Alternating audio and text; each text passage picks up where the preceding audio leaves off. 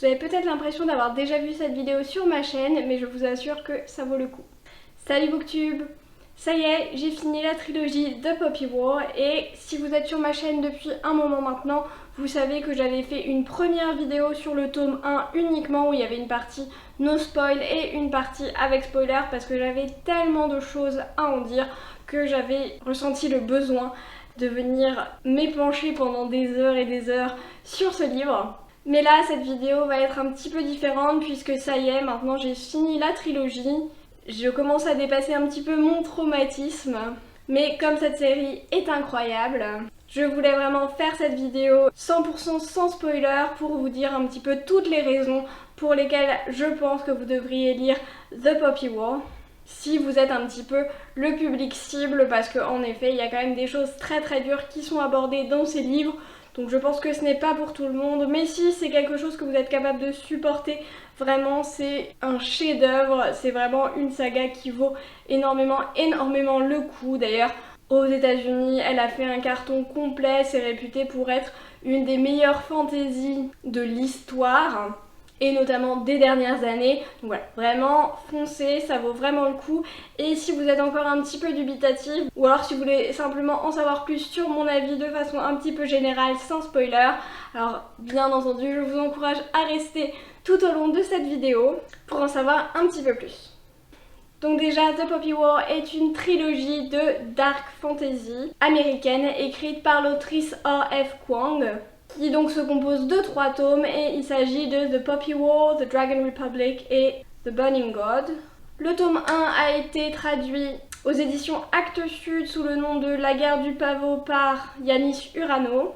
Mais c'est vrai qu'on est un petit peu partagé car c'était traduit en 2020 et depuis on n'a aucune nouvelle sur la traduction du tome 2 et 3. Donc on ne sait pas si c'est une de ces séries qui va être arrêtée après la traduction du premier tome ou si cela va un jour par miracle continuer. Pour un bref résumé, on suit le personnage de Rin qui est une jeune fille qui vit dans une région défavorisée d'un empire et qui a été recueillie suite à une guerre par une famille pas très aimante et elle essaye de s'échapper d'un mariage arrangé et pour cela elle va participer à un examen, enfin un concours plutôt. Elle va travailler avec acharnement, vraiment acharnement, pour avoir une des meilleures notes et être ainsi admise à l'académie Steengard, qui est la plus prestigieuse académie militaire de son royaume. Là-bas, elle va y apprendre à combattre, la stratégie militaire et également découvrir qu'elle a des capacités un petit peu hors du commun. Et pendant qu'elle étudie à l'université, il y a une tension grandissante entre son pays et le pays voisin qui a déjà été responsable de plusieurs invasions au fil de l'histoire. Et tout ça va déboucher, ce n'est pas un spoiler car c'est un petit peu dans le titre, sur une guerre avec une invasion de l'autre pays et une guerre un petit peu complète dans le pays. Et si je vous en parle, car là on brasse un petit peu un tiers du roman, c'est que je trouve que c'est important d'aller dans cette trilogie en ayant notion que la guerre est vraiment au centre du récit. Finalement, la partie de l'académie et de l'apprentissage, bien qu'elle soit très appréciable et que ce soit un trope que j'adore, c'est vraiment pas le centre et le cœur du récit. On est vraiment centré ici sur la guerre. Si vous n'y allez pas en vous attendant à de la guerre, à du conflit, alors ça ne va pas vous plaire puisque vraiment sur la trilogie entière, le conflit est constant. Et pour moi, c'est vraiment ça qui rend cette trilogie si unique, si magnifique. C'est que c'est une des représentations les plus terribles, les plus réalistes et les plus terrifiantes que j'ai jamais vues de la guerre. Il y a vraiment une volonté de la part de l'autrice de représenter ce que c'est réellement et elle ne pâlit jamais devant ce qui doit être raconté et la façon dont elle le raconte est vraiment hyper maîtrisée avec des descriptions géniales, j'en reparlerai juste après. Quelque chose d'autre qui fait que cette trilogie est hyper intéressante, ce sont ces personnages avec des personnages qui sont très très bien construits, qui ne sont pas du tout manichéens et qui ne sont même plus gris d'ailleurs, et c'est des personnages qui sont noirs à tous les niveaux je trouve, mais toujours très bien construits, avec un bon développement, qui est toujours logique au fil du récit. Et enfin, c'était une des volontés absolues de R.F. Kuang. Il s'agissait d'une volonté de représenter l'histoire de la Chine et Ce n'est pas quelque chose dont elle se cache, au contraire, on le sent vraiment tout au long du récit. Il y a énormément de parallèles qu'on peut faire avec la Chine, avec le Japon, l'Occident, Taïwan, etc. On reconnaît bien sûr toutes les influences et c'était vraiment une volonté de l'autrice de mettre en avant dans un contexte de fantasy l'histoire de la Chine, notamment l'histoire du XXe siècle.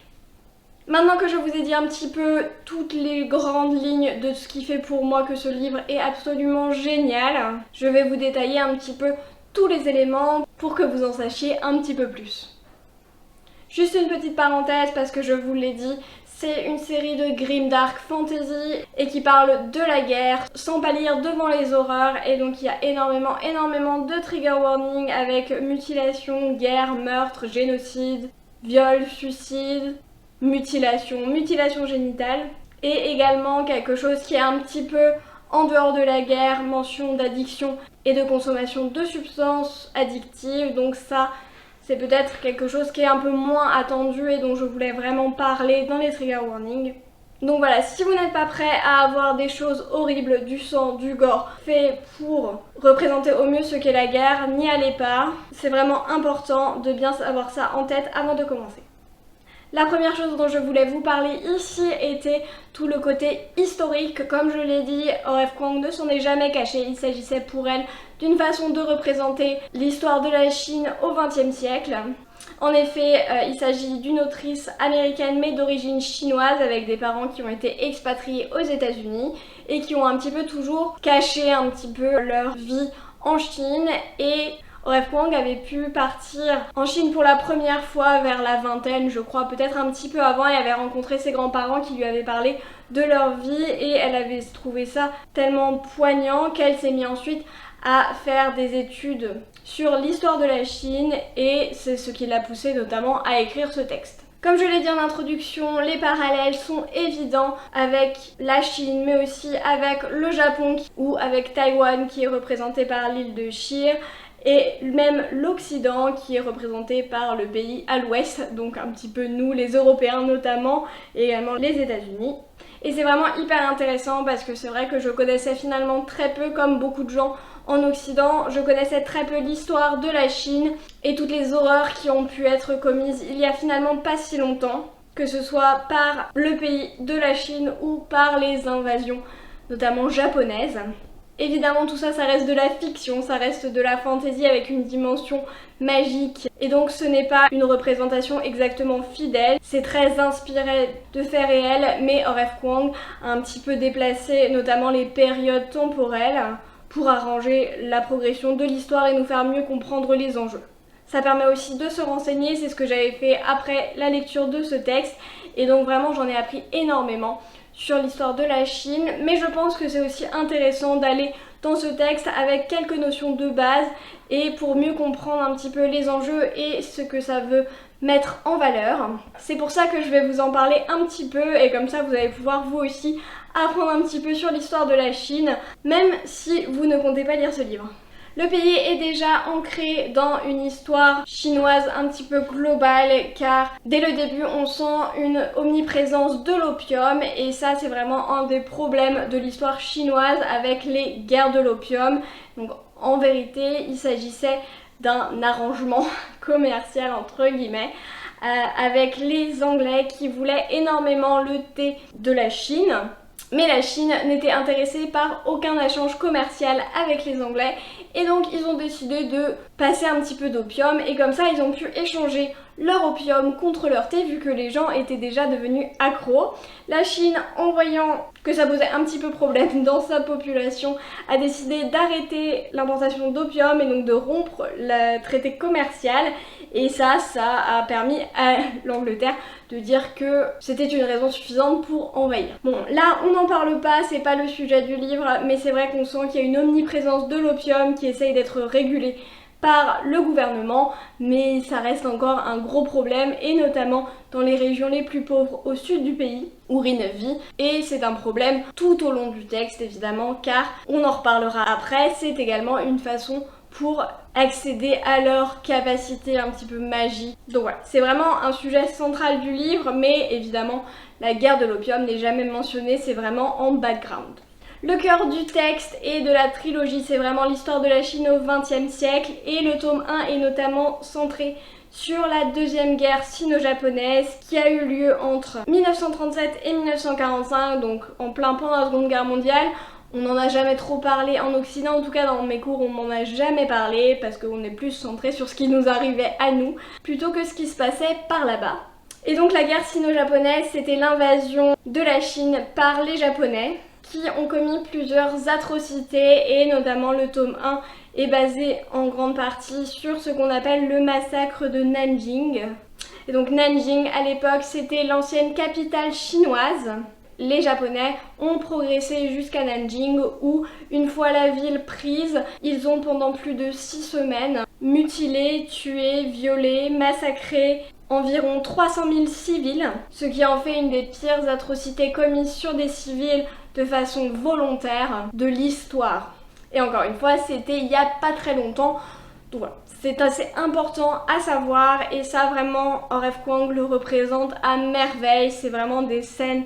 On sait quand on a lu le livre quelles scènes sont basées là-dessus et c'est vraiment des scènes d'une horreur absolue. Je suis pas très sensible et pourtant même moi j'ai dû reposer le livre après pour souffler un petit peu tellement c'était horrible, tellement c'était des descriptions qui étaient crues, des descriptions réalistes, des descriptions terrifiantes.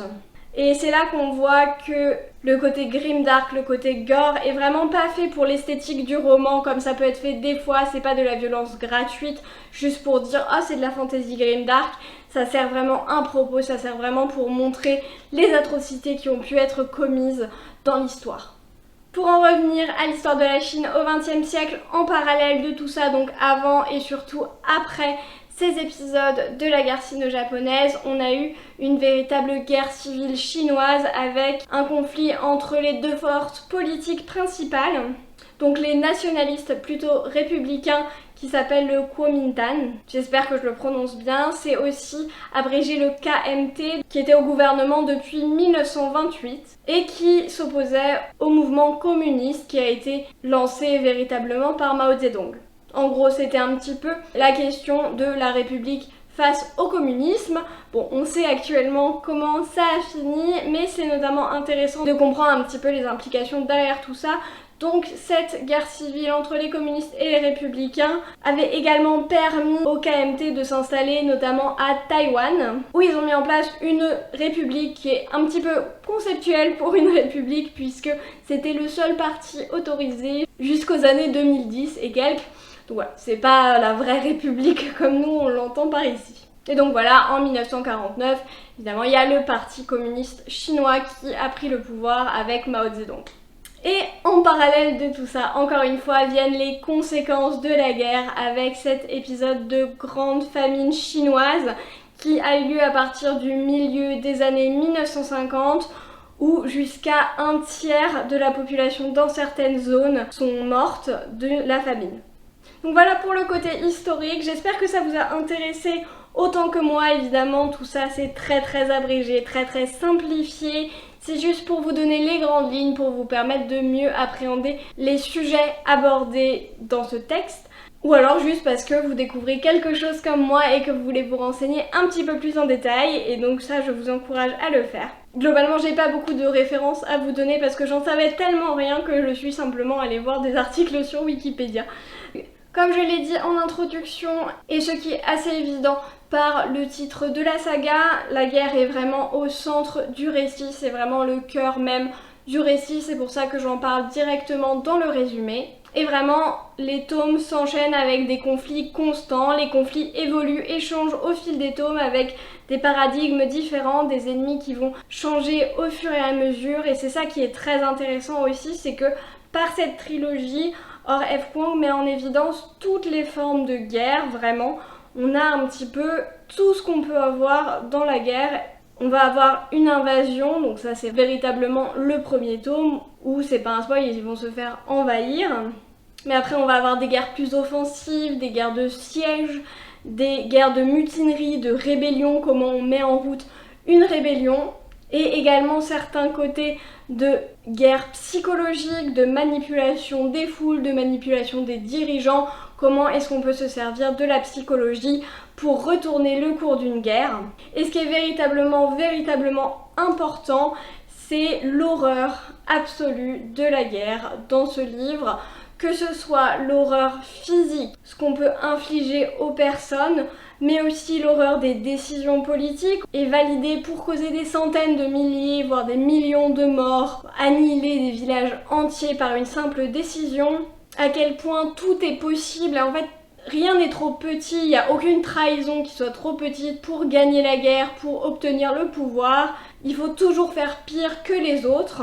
C'est toujours la surenchère dans l'horreur, la surenchère dans ce qui va le plus affaiblir l'autre pays, et ça passe évidemment par le massacre de populations et de civils notamment. En fait, c'est vraiment la fin justifie les moyens au paroxysme et dans son côté le plus horrible. Et comme vous en doutez, c'est une représentation, comme je l'ai dit, très réaliste, donc on ne va pas être épargné non plus des conséquences autres de la guerre, avec la prolifération de maladies, la famine, comme je l'ai dit, avec la description de marasmes de dénutrition extrême, les traumatismes que ça peut engendrer pour des personnes individuelles, mais aussi à l'étage de population entière. Et c'est ça que R.F. Kuang sait très bien faire, c'est qu'elle arrive à nous montrer à la fois les conséquences pour des populations dans leur ensemble, mais elle va également mettre en lumière des personnes individuelles pour nous faire montrer leur ressenti à l'étage individuel, avec des problèmes de syndrome de stress post-traumatique, les conséquences de mutilation, de viol, etc., qui sont représentées de façon encore une fois très crue, très violente presque, mais qui nous permettent un petit peu de voir les conséquences plus personnelles. Et c'est toujours une balance qui est très bien faite, on n'en a pas trop, c'est difficile à lire évidemment, mais je trouve que c'est important, car on a trop souvent des fois où on a la guerre et puis c'est fini, et on nous parle pas du tout des conséquences finalement. Et ce qui est aussi intéressant, et ce que R.F. Kuang mentionne très bien quand on l'entend discuter de sa saga, c'est tout le côté après le conflit finalement, où c'est pas il y a une guerre et c'est pas tout va aller bien, il y a un nouveau roi et tout va bien directement et ça y est, on se reconstruit comme si de rien n'était. Donc voilà, c'est pas du tout ça évidemment, et donc on voit bien à quel point ça peut être difficile finalement de refaire quelque chose de stable et à quel point d'autres conflits vont émerger de tout ça. Et pour ça, je peux prendre pour exemple le Seigneur des Anneaux, où à la fin du Retour du Roi, on a Aragorn qui reprend le royaume et où toute la population est très heureuse d'avoir un nouveau roi, tout le monde est d'accord avec ça et tout ça. Donc, en réalité, lorsqu'il y a plusieurs forces politiques, évidemment dans la réalité c'est pas le méchant Sauron versus tous les autres. Donc dans la politique où il y a plusieurs courants, plusieurs mouvements politiques qui s'affrontent, et bien il y a forcément des gens qui vont préférer l'ancien régime ou d'autres qui vont préférer le nouveau, des affrontements, des trahisons, des rébellions, etc. Et on peut voir à quel point c'est compliqué, et c'est ça qui finalement, dans l'histoire de la Chine, avait mené à la guerre civile. Je vous l'ai également dit dans l'introduction, mais une des vraies forces pour moi, et ce qui m'a le plus retourné et mindfucké, c'est le développement des personnages, et notamment du personnage principal qui est Rin, et son écriture qui est absolument incroyable. Au début, Rin paraît un petit peu cliché du personnage, plus young adulte que adulte, et je sais que ça en a dérangé certains, notamment par son côté un petit peu borné, avec une confiance en elle à outrance qui fait qu'elle écoute pas trop ce que les autres lui disent, même si c'est souvent et très souvent dénoncé par les autres personnages, beaucoup plus que dans le young adulte où j'ai l'impression qu'on laisse un petit peu les protagonistes être têtus sans rien leur dire. Là vraiment tout le monde lui dit arrête tes conneries et ça va bien 5 minutes, donc ça c'était sympa, mais cette caractéristique est vraiment essentielle, c'est vraiment, même si elle est insupportable, je suis d'accord, c'est vraiment le centre de son personnage et de qui elle est finalement. Et c'est ça aussi qui va permettre sa croissance et son développement tout au long du texte. Et si vous avez la référence, Rin est souvent décrite par R.F. Kuang comme Azula dans Avatar The Last Airbender. Si vous avez vu la série, vous imaginez un petit peu le genre de personnage qu'on peut avoir en protagoniste. Quelque chose qui est hyper important à avoir en tête, c'est que Rin n'est pas un personnage qui est fait pour être apprécié. Ce n'est pas un livre où on va se dire qu'on peut s'identifier au personnage principal par énormément de caractéristiques. Dès le début, on voit qu'elle est égoïste, qu'elle est un des personnages qui est le plus, je pense, Serpentard, poussé à son paroxysme. Tout mon respect pour les Serpentards, j'ai beaucoup moi-même de caractéristiques de Serpentard. Mais vraiment là, c'est poussé à son extrême. Elle est prête à tout pour avoir la puissance et le pouvoir. On le sait depuis le début, c'est ce qu'elle veut. Au tout début du récit, elle veut s'émanciper de sa vie pauvre et de sa condition horrible qu'elle a depuis qu'elle est petite pour devenir la meilleure à l'examen, puis la meilleure à son école, puis la meilleure dans la guerre, la meilleure dans ses capacités. En fait, elle veut toujours être la meilleure, la plus puissante, celle qui va dominer tout le reste. Elle est vraiment caractérisée par ce désir de pouvoir, ce désir de puissance. Et donc c'est vraiment ça qui va être analysé, c'est vraiment cette analyse du pouvoir, de cette volonté de domination avec ses évolutions, ses remises en question également. Et donc ça c'est vraiment le postulat de base, hein. Je ne parle pas de l'évolution à terme parce que ça vous le découvrirez en lisant la saga, mais on parle vraiment du protagoniste à sa base, à son essence même.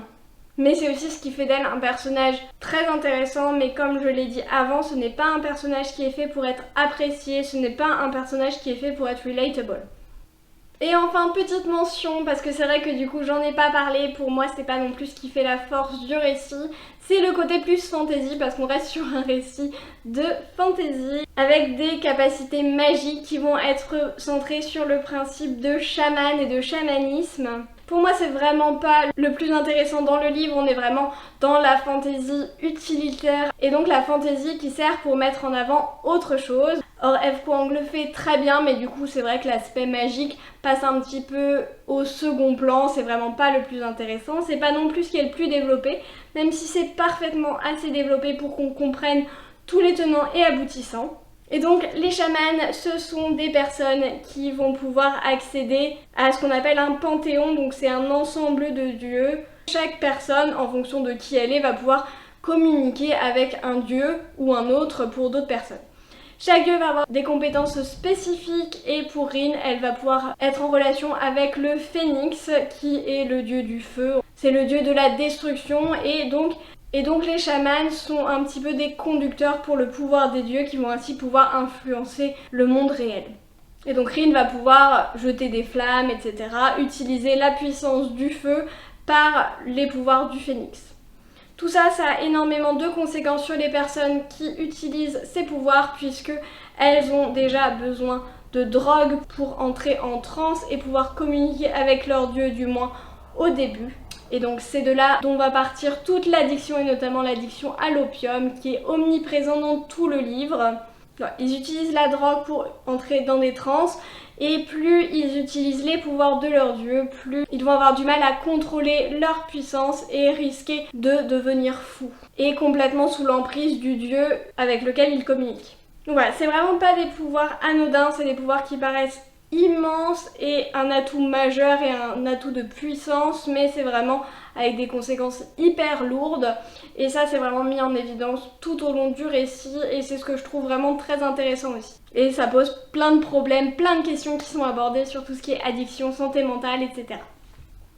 En ce qui concerne la santé mentale, petite mention également pour la mention assez rapide certes, mais qui est quand même présente, ce qui fait du bien, de stress post-traumatique, aussi bien chez Rin que chez d'autres protagonistes qui ont vécu des événements logiquement traumatisants et donc ils sont sujets à des attaques de panique, etc. Voilà. Ça c'est toujours sympa de voir un petit peu de réalisme là-dedans, c'est pas le cœur du récit, c'était vraiment pour faire une mise en évidence des conséquences de la guerre sur tout leur plan. Et également petite mention assez intéressante sur tout ce qui va être discrimination et racisme et notamment dans le royaume de Chine avec une discrimination pour les personnes qui ont la peau plus foncée au sein même de la Chine. En fait, en Chine, historiquement et encore un petit peu aujourd'hui, il y a vraiment cette idéalisation de la peau très pâle, très blanche et c'était associé aux strates les plus hautes de la société. Erin vient du sud et donc elle a la peau très foncée pour quelqu'un de ce royaume et donc elle va être discriminée un petit peu tout au long du texte là-dessus et on la considère un petit peu comme une moins que rien à cause de la couleur de sa peau et ça c'est vraiment intéressant parce que ça fait référence à la discrimination qu'il pouvait y avoir au sein même du royaume de Chine et donc ça c'est vraiment cool. Bon voilà, j'ai dit à peu près tout ce que j'avais à dire sur ce texte et sur cette trilogie qui est, je trouve, absolument incroyable. Je pense que vous avez compris à quel point elle m'a retournée, à quel point j'ai trouvé ça génial. C'était hyper dur à lire et je ne recommande pas de binger les livres. Je les ai lus avec 2-3 semaines d'intervalle. Je crois que j'ai lu 1 à 2 livres entre chaque tome parce que vraiment, sinon c'était pas possible. Et je pense que vous verrez vite pourquoi. Mais si vous êtes assez bon en anglais, allez-y, vraiment, lisez-les en anglais pour ne pas devoir attendre pour la suite. C'est assez difficile, malheureusement, c'est assez peu accessible, c'est de l'anglais qui est assez difficile. C'est pas du tout du même niveau que par exemple de la romantasy ou de la romance plus classique, donc voilà, c'est vraiment un niveau au-dessus. Mais il y a très peu de termes purement fantasy, fantastique qui peuvent un petit peu parfois bloquer. Mais vraiment, si vous vous débrouillez en anglais, foncez. C'est l'occasion aussi de lire un livre en VO si vous avez un petit peu l'habitude. Je recommande pas quand même de commencer à lire en VO là-dessus parce que c'est quand même assez difficile si on n'a pas l'habitude. Mais vous pouvez quand même toujours découvrir le premier tome qui, rien qu'à lui seul, vous avez vu peut-être la vidéo où j'en parle, rien qu'à lui seul est absolument incroyable et vaut le détour. Donc voilà, découvrez cette trilogie. Vous allez apprendre énormément de choses, avoir le cerveau retourné, ne pas pouvoir arrêter d'y penser pendant des jours et des jours après, comme c'est le cas pour moi. Comme je vous ai dit au début, je m'en remets petit à petit. Toutes les personnes qui lisent énormément de fantasy sont d'accord avec ça. Donc voilà, foncez.